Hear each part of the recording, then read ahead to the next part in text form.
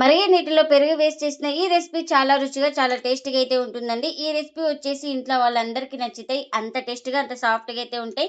ఇంకెందుకు ఫ్రెండ్స్ ఆలస్యం, ఎలా చేయాలో ఏంటో అనేది వీడియోలోకైతే వెళ్ళిపోయి చూద్దామా మరి? ఇంకా ముందుగా స్టవ్ అయితే ఆన్ చేసుకొని ఒక బౌల్ పెట్టుకొని అందులోకి ఒక గ్లాస్ వాటర్ అయితే వేసుకున్నాను. ఈ వాటర్ అయితే మనకు బాగా బాయిల్ అవ్వాలి. ఇంకా మనకు వాటర్ అయితే బాగా బాయిల్ అవుతుంది కదా, ఇప్పుడు స్టవ్ అయితే ఆఫ్ చేసుకుందాం. ఇంకా ముందుగా ఒక మిక్సింగ్ బౌల్ అయితే తీసుకొని అందులోకి మరిగే నీళ్ళు అయితే ఒక పావు కప్పు దాకా వేసుకోవాలి. ఇప్పుడు ఇందులోకి ఒక 2 స్పూన్ దాకా పెరుగు కూడా వేసుకుంటున్నా. ఇంకా ఇందులోకి రుచికి తగినంత సాల్ట్. ఇంకా ఇప్పుడు ఇలా బాగా కలుపుకోవాలి. పెరుగు సాల్ట్ బాగా కలిసిపోయేలాగా మనం ఇలా బాగా కలుపుకోవాలి. ఇంకా ఇలా బాగా కలుపుకున్న తర్వాత ఇప్పుడు ఇందులోకి హాఫ్ కప్పు బియ్యం పిండి, హాఫ్ కప్పు గోధుమ పిండిని కూడా వేసుకుంటున్నా. ఇంకా ఇలా వేసుకున్న తర్వాత బాగా కలుపుకోవాలి స్పూన్తోనే, ఎందుకంటే మనకు నీళ్ళు అయితే వేడిగా ఉంటాయి కాబట్టి ఇంకా ఒకసారి మొత్తం స్పూన్ తోటి కలుపుకోవాలి. మొత్తం బాగా పిండి కలిసిపోయేలాగా. ఇంక ఇప్పుడు చేతితోటి కలుపుకోవాలి మొత్తం బాగా ఇలా.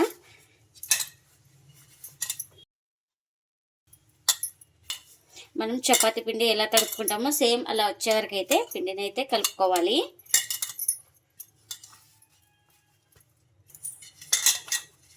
ఇంకా బాగా ఇలా సాఫ్ట్గా పిండిని అయితే కలుపుకున్న తర్వాత ఇలా రావాలి చూడండి, సాఫ్ట్గా ఇలా వచ్చిన తర్వాత ఇప్పుడు ఇందులోకి ఒక స్పూన్ దాకా ఆయిల్ కూడా వేసుకొని ఇంకా పిండి మొత్తాన్ని ఒకసారి ఇలా బాగా కలుపుకోవాలి. ఇంకా మనకి ఇక్కడ వాటర్ ఏమైనా తక్కువ అనిపిస్తే మరిగే నీళ్ళు వేసుకొని కలుపుకోవాలి. ఇలా పిండి మొత్తాన్ని బాగా కలుపుకొని ఇప్పుడు ప్లేట్ అయితే పెట్టుకొని ఒక 10 నిమిషాలు పక్కన పెట్టేసుకుంటే మనకు పిండి అనేది సాఫ్ట్గా నానుతుంది. ఇంకా ఇప్పుడు 10 నిమిషాల తర్వాత అయితే మీకు చూపిస్తున్నాను చూడండి. ఇలా సాఫ్ట్గా నానింది కదా పిండి అయితే.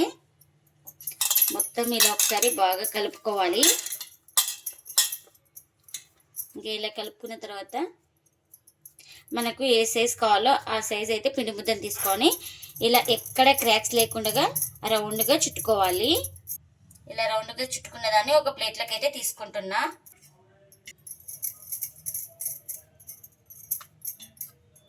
ఇంకా నేను తీసుకున్న క్వాంటిటీకి 4 పిండి ముద్దలు అయితే అయినాయి. ఇంకా మనం ఏ దాని మీద రుద్దుకుంటున్నామో దాని మీద అయితే ఇంకా ఇలా పొడి పిండిని అయితే చల్లుకోవాలి. ఇంకా ఇలా పొడి పిండిని చల్లుకొని ఇలా ఒక పిండి ముద్ద తీసుకొని బాగా డిప్ చేసుకోవాలి ఇలా. ఇంకా ఇప్పుడు కర్ర తీసుకొని మనం రుద్దుకోవాలి ఇలా ఎక్కడ క్రాక్స్ లేకుండా. ఇంకా నేను ఇక్కడ ఈ సైజులో అయితే రుద్దుకున్నాను. ఇప్పుడు ఇలా రుద్దుకున్న తర్వాత ఇలా నైఫ్ తోటి ఇలా కట్ చేసుకోవాలి. ఇక్కడ చూపిస్తున్నాను కదా వీడియోలో, ఈ విధంగా ఎలా చూపిస్తున్నానో సేమ్ అలాగే కట్ చేసుకోవాలి. ఇలా కట్ చేసుకున్న తర్వాత ఇలా ఫోల్డింగ్ అయితే చేసుకోవాలి చూడండి. ఇలా మళ్ళీ ఇలా ఫోల్డింగ్ చేసుకున్న తర్వాత మళ్ళీ ఇలా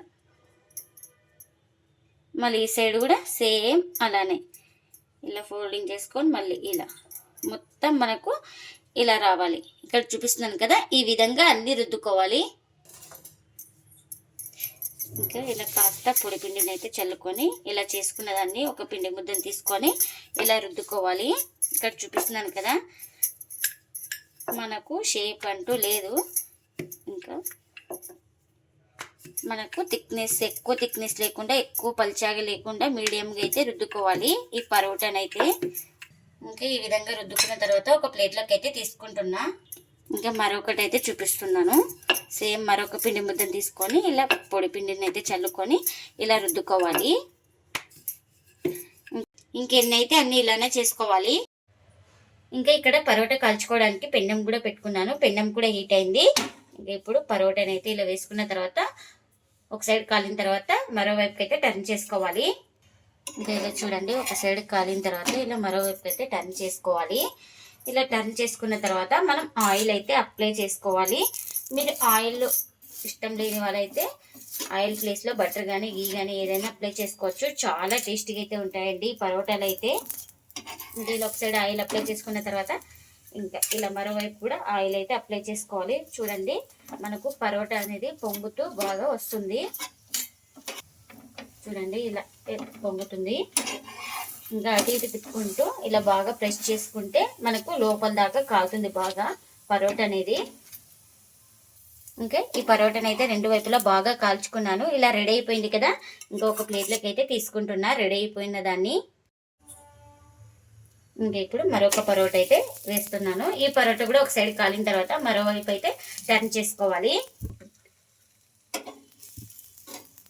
ఇంకా ఇలా ఒక సైడ్ కాలిన తర్వాత ఇలా ఇంకొక వైపు అయితే టర్న్ చేసుకొని ఇప్పుడు ఆయిల్ అయితే అప్లై చేసుకోవాలి. ఇలా పరోటా మొత్తం ఇలా ఆయిల్ అయితే అప్లై చేసుకోవాలి.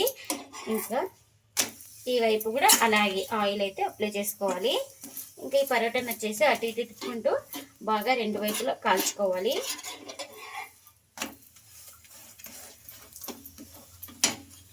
ఇంకెన్నైతే అన్నీ ఇలానే కాల్చుకోవాలి. మరిగే నీళ్ళలో పెరుగు వేసి చేసిన ఈ పరోటాలు రెడీ అయిపోయినాయి కదండి. ఇంకా ప్లేట్లోకి అయితే సర్వ్ చేస్తున్నానండి. ఈ పరోటాలు చాలా రుచిగా చాలా టేస్ట్గా అయితే ఉంటాయండి. అంత టేస్ట్గా అంత సాఫ్ట్గా అయితే ఉంటాయి. ఈ పరోటాలు వచ్చేసి ఇంట్లో వాళ్ళందరికీ నచ్చుతాయండి. ఈ పరోటాలు అయితే అందరికీ నచ్చుతాయండి. అంత టేస్ట్గా అయితే ఉంటాయి. ఎప్పుడు ఒకే రకం కాకుండా ఇలా మరిగే నీళ్ళలో పెరుగు వేసి చేయండి, చాలా టేస్ట్గా అయితే ఉంటాయి. ఇంకా ఈ పరోటాలు వచ్చేసి వెజ్ కానీ నాన్ వెజ్ కానీ ఏదైనా సర్వ్ చేయొచ్చు, అంత టేస్ట్గా అయితే ఉంటాయి. ఇంకా నేను ఇక్కడ ఎగ్ కర్రీ అయితే చేసుకున్నానండి. ఈ కర్రీని అయితే సర్వ్ చేస్తున్నా. మీరు కూడా తప్పకుండా ఒకసారి ఇలా ట్రై చేసి మీకు ఎలా వచ్చిందో కామెంట్ అయితే చేయండి ఫ్రెండ్స్. ఇదండి ఇవాల్టి వీడియో. ఈ వీడియో కనుక నచ్చితే ప్లీజ్ లైక్ చేయండి, షేర్ చేయండి, కామెంట్ చేయండి. అలాగే లైక్ చేసి సపోర్ట్ చేయండి friends. Thanks for watching. Bye bye.